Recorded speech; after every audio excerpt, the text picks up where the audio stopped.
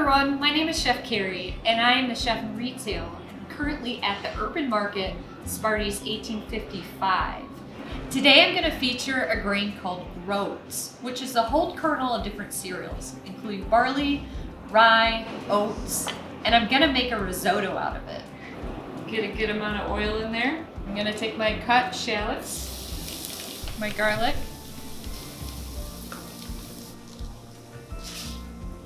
turn up the heat a little bit. I'm gonna add my white wine. I'm gonna burn that off a little bit. Keep an eye on this because this is where your risotto can burn. Stir it every so often. Now I'm gonna add my stock. The grains are gonna soak up the veggie stock, that wine that was reduced, and it's really gonna bloom some full flavor in there. So I'm gonna add some oat milk.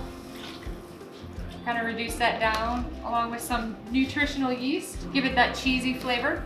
I'm also gonna put some thyme in here, a little bit of salt at this point. So go ahead and let the cream and the nutritional yeast absorb into the groats. So I'm gonna go ahead and cut some parsley, just as a garnish for this dish. Come on down to 1855 Marketplace if you'd like to try this risotto.